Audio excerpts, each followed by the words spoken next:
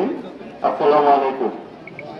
সম্মানিত উপস্থিতি, আলেম ওলামা পরিষদ মান্দা মুক্তা কর্তৃক আয়োজিত আজকের এই মিছিল পূর্ব সমাবেশে সভাপতি সম্মানিত কারিম সাহেব, সম্মানিত ইমাম সাহেব, জনাব ফখরুল সাহেব উপস্থিত হয়েছেন। এই আলেম ওলামা পরিষদের বিভিন্ন বর্গের সম্মানিত ইমাম সাহেব এবং সম্মানিত মসজিদ ইমাম মসজিদ মাদ্রাসা বিভিন্ন বর্গের কর্মরত আমাদের আলেম ওলামা বৃন্দ, সবার প্রতি আমি অনেক অনেক কৃতজ্ঞতা এবং ভালোবাসা জানাচ্ছি। উপস্থিত হয়েছেন আমাদের বিএনপির ঢাকা মহানগরীর যুগ্ম আহ্বায়ক লিটন মোহাম্মদ সহ, আমাদের থানা বিএনপি কমিটির অন্যতম যুগ্ম আহ্বায়ক সাহেব আসিফ ভাই এবং ওয়ার্ড বিএনপির নেতৃবৃন্দ সহ থানা বিএনপি বিভিন্ন বর্গ অন্য সংগঠন নেতৃবৃন্দ এবং যারা এলাকাবাসী সবার প্রতি এবং অনেক অনেক সালাম এবং কৃতজ্ঞতা। আসসালামু আলাইকুম। আজকে বারুইপুর নির্বাচনের পর আমাদের সরকারের কাছে সবচেয়ে বড় চ্যালেঞ্জ হচ্ছে মাদক। মাদকের বিস্তৃতির কারণে আজকে সামাজিক সকল ব্যবস্থা ভেঙে পড়ছে। এই ব্যবস্থার পিছনে আসলে প্রশাসন এবং সামাজিকভাবে বিভিন্ন ব্যক্তিবর্গ প্রত্যক্ষ পরোক্ষভাবে যদি আত্মপক্ষ না দেয়, এই মাদক সরবরাহ এবং মাথা চড়া দিয়ে উঠতে পারে না।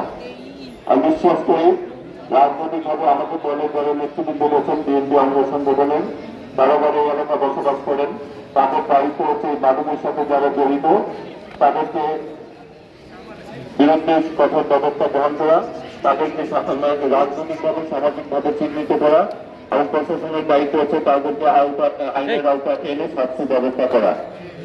আজকে আমাদের এই সরকার বারুইপুর নির্বাচন মাননীয় প্রধান জনাব তারেক রহমান তিনি বলেছেন মাদকের সাথে যারা জড়িত, মাদকের যারা আত্মহত্যা বিরোধ চাঁদাবাজি সন্ত্রাস তাদের বিরুদ্ধে সংগঠন ভাবে এবং রাষ্ট্রীয়ভাবে তাদের ব্যবস্থা গ্রহণ করা হবে।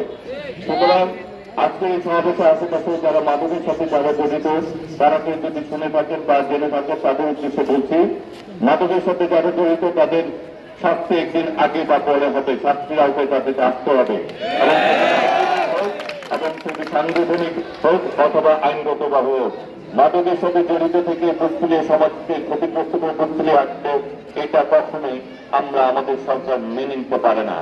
সেই কারণে গতকালকে ক্যাবিনেট মিটিং ছিল, সেখানে মাদকের বিরুদ্ধে যাতে যাবজ্জীবন তারা মাদক ব্যবসার সাথে জড়িত মাদকের সাথে তাদের বিরুদ্ধে যাতে যাবজ্জীবন শাস্তি দেওয়া যায় সেই আইন কিন্তু সংসদে উপস্থাপিত হবে এবং শাস্তি বাস্তবায়ন করার জন্য এই সরকার কাজ করছে।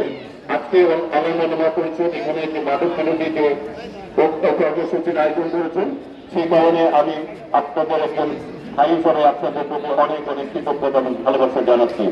আমাদের সকলের দায়িত্ব হচ্ছে আমাদের নিজেদের প্রতি দায়িত্ব পালন করার সাথে সাথে সরকার এই দেশ এই সমাজের এই দেশের মানুষের জন্য কিছু দায়িত্ব পালন করা প্রয়োজন।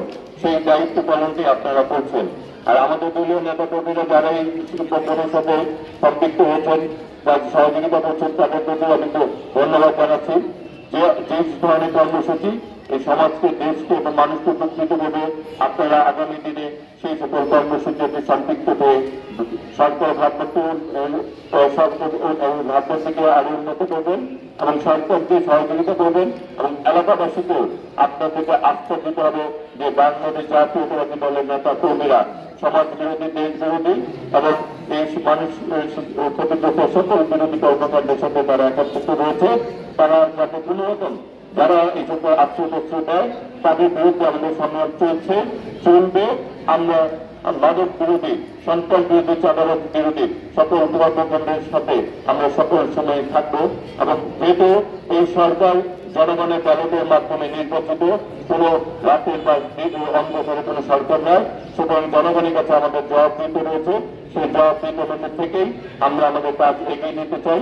সেই কাজে আমরা যারা ভালো কাজের জন্য থাকবো, অতীত নির্বাচনের সাথে বলছি ব্যক্তিগতভাবে ভালোর সাথে থাকতে চাই। অতীতে ভালোর সাথে ছিলাম, আগামী দিনে ভালোর সাথে ইনশাল্লাহ সবাই মিলে থাকবো। সেই প্রত্যাশা জানিয়ে আজকের এই মানব বিরোধী আগামী দিনে আরো বেশি আমরা সেই আমরা বাস্তবায়ন করবো। আর যে দাবিগুলি আমাদের সাথে উপস্থাপিত হয়েছে, যেগুলি সরকারি পর্যায়ে বাস্তবায়ন করা প্রয়োজন, সেগুলি সরকারের কাছে তুলে ধরবো। যেগুলি আমাদের স্থানীয়ভাবে আমাদের বাস্তবায়ন করার যে প্রশাসন এবং রাজনৈতিক ও সামাজিকভাবে, সেগুলি ইনশাল্লাহ আমরা বাস্তবায়নের জন্য সর্বোচ্চ কাজ করবো। সেই প্রত্যাশা রেখেই আজকে নবীন সবাই ভালো থাকবেন, সুস্থ হবেন। আসসালামু আলাইকুম ওয়া রাহমাতুল্লাহি ওয়া বারাকাতুহু।